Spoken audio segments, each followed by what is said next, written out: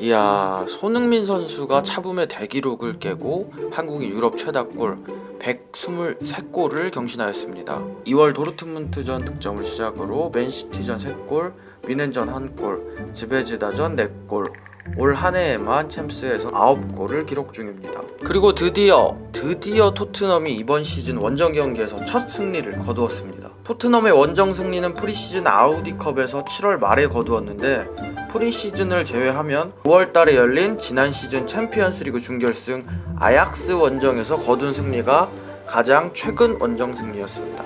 지난 토트넘 원정에서 신나게 줘 터진 즈베지다는 홈이지만 수비적인 4-2-3-1을 들고 나왔고, 토트넘도 4-2-3-1을 들고 나왔는데 오리에 선수 대신 포이스 선수가 오른쪽 풀백 자리에 위치하였고, 에릭센 선수 대신 로셀소 선수가 선발 출전하였습니다. 경기장에 입장하는 손흥민 선수, 통로가 무슨 지하차도 같네요. 지난 경기 학습 효과인지 즈베지다는 오늘 경기에서 전방 압박을 최소화하면서 하프라인 아래에서 수비를 하는데 집중하였습니다. 그 가운데 첫 번째 토트넘의 득점 기회가 시소코 발끝에서부터 나왔습니다. 시소코가 앞에 있는 선수를 따돌리고 은돈벨레 선수에게 전진 패스를 넣었고, 은돈벨레 선수도 지체 없이 케인 선수에게 전진 패스를 성공시켰습니다. 케인 선수는 본인이 슈팅하기 편하게 오른쪽으로 첫 터치를 가져간 이후 슈팅을 시도하였지만 아쉽게도 옆구물에 꽂히고 말았습니다. 토트넘 또한 원정 경기이다 보니까 적극적으로 전방 압박을 하는 모습은 아니었습니다. 그렇게 다소 지루한 양상으로 경기가 흘러갔습니다. 전반 21분 손흥민 선수의 첫 슈팅이 나왔습니다.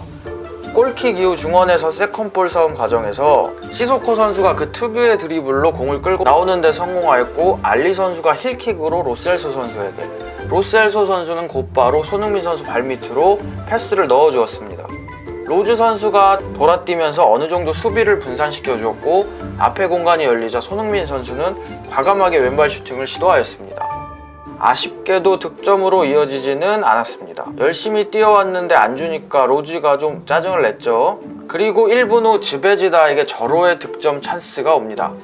즈베지다의 골킥 상황에서 파브코프 선수가 따낸 공중볼이 반 라파라 선수에게 전달이 되었고, 반 라파라 선수는 지체 없이 가르시아 선수에게 패스를 넣어줍니다. 그 과정에서 포이스 선수가 수비를 해내는 듯 싶었으나 우당탕탕하면서 페널티킥 위치에서 노마크 찬스가 파브코프 선수에게 만들어졌습니다.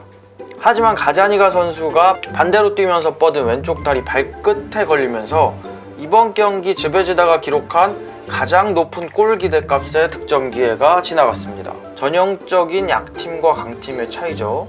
골 결정력. 오늘 경기에서 손흥민 선수는 지속적으로 측면에서 PA 안쪽으로 뛰어들어가면서 즈베지다의 수비 뒷공간을 노렸는데, 전반 28분 은돈벨레 선수의 좋은 스루 패스가 한 끗 차이로 즈베지다 수비수에 걸리는 아쉬운 장면도 있었습니다. 토트넘의 첫 득점은 역습 장면에서 나왔습니다. 즈베지다 선수가 토트넘 진영으로 들어오자 손흥민 선수가 압박을 가주었고, 가르시아 선수는 손흥민 선수 압박에 밀려나면서 중앙에 있는 요반치치 선수에게 공을 건넸는데, 요반치치 선수가 로셀소 선수와 경합 중에 미끄러지면서 토트넘의 역습 상황이 시작되었습니다. 공을 끌고 가던 로셀소 선수는 가장 좋은 위치에 있는 케인 선수에게 공을 보냈는데, 케인 선수의 터치가 튀면서 골키퍼에게 잡히는 듯 싶었으나 한 발 빠르게 슈팅까지 이어갔습니다. 그 공은 골포스트를 맞고 흘러나왔고, 손흥민 선수가 재차 슈팅하였으나 센터백 밀루노비치 선수에게 막혔고, 혼전 상황 끝에 케인 선수가 재차 슈팅을 시도하였는데 그 공을 또다시 손흥민 선수가 어떻게든 밀어 넣었으나 크로스바를 맞고 나왔습니다. 결국 로셀소 선수가 마무리하면서 토트넘의 첫 번째 득점이 나왔습니다. 하지만 VAR을 체크하는 주심, 골이야. 전반 43분 다시 한번 즈베지다의 득점 찬스이자 토트넘의 실점 위기 상황이 나옵니다. 토트넘 지역에서 발생한 스로인 상황 이후 다시 한번 우당탕탕이 발생하였고, 반 라파라 선수가 시도한 슈팅이 골포스트를 맞고 흘러나오고, 그 공을 산체스 선수가 처리하는 과정에서 다시 한번 크로스바를 맞고 나왔습니다. 아우, 정신없어. 그리고 1분 후 포이스 선수가 침투하는 케인에게 좋은 스루 패스를 넣어주었는데, 아쉽게도 케인 선수의 트래핑이 제대로 되지 않으면서 기회가 무산되었습니다. 그렇게 전반이 종료되었습니다. 선제 실점을 하기는 했지만 즈베지다는 후반에도 수비에 신경을 쓰는 모습이었습니다. 후반 초반 다시 한번 지베지다에 좋은 기회가 옵니다. 후방에서 빌드업을 하던 음돈벨레 선수가 탈압박 이후 패스를 한 공이 상대 선수에게 전달이 되었습니다. 가르시아 선수는 파브코프 선수에게 공을 건넸고 파브코프 선수는 박스 앞에서 다시 리턴 패스를 내어줍니다. 다소 패스가 좀 애매하긴 했는데 가르시아 선수는 본인 공이 아니라고 생각을 했는지 공을 그대로 흘려보냈고 그 공은 그렇게 경기장 밖으로 흘러나갑니다. 파브코프 선수는 가르시아 선수에게 제스처를 취하고 마린 선수는 잔디 속으로 파고 들어갈 기세네요.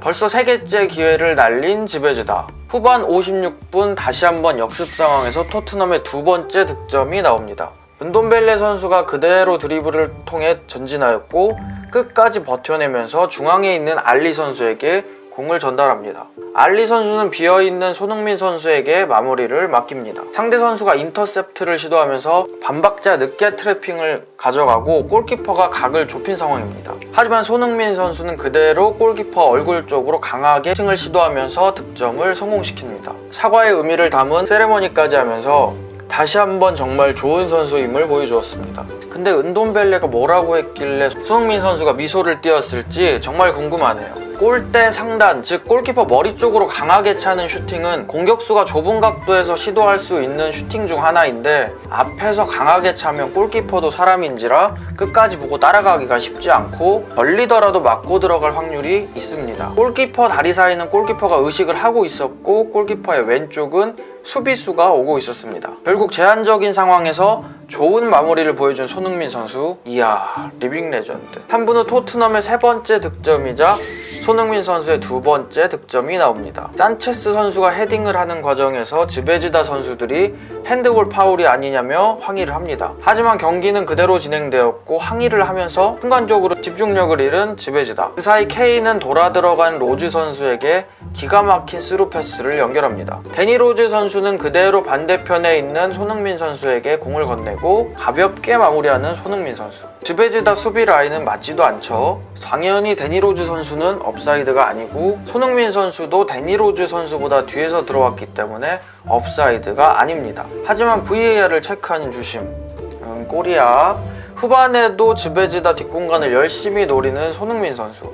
터치라인 끝에서 상대 가랑이 사이를 통과시키며 드리블도 한번 쳐주고요. 후반 74분 세세뇽 선수와 교체되면서 그라운드를 빠져나갑니다. 이후 토트넘은 후반 84분 손흥민 선수와 교체되어 들어간 세세뇽 선수의 컷백 패스를 받은 에릭센 선수가 득점하면서 세르비아 원정에서 0대4 대승을 거두었습니다. 경기 후 인터뷰에서 손흥민 선수는 며칠 동안 굉장히 힘들었지만 팬들과 동료들이 보낸 응원을 받으며 내가 얼마나 행운이 있는 사람인지 알 수 있었다 라고 인터뷰를 하였고, 포체티노 감독은 손흥민은 자신의 강한 정신력을 증명했고 오늘 활약에 자부심을 느낀다 라고 인터뷰를 하였습니다. 토트넘은 오늘 경기에서 승리를 거두면서 토너먼트 진출을 긍정적으로 바라볼 수 있게 되었습니다.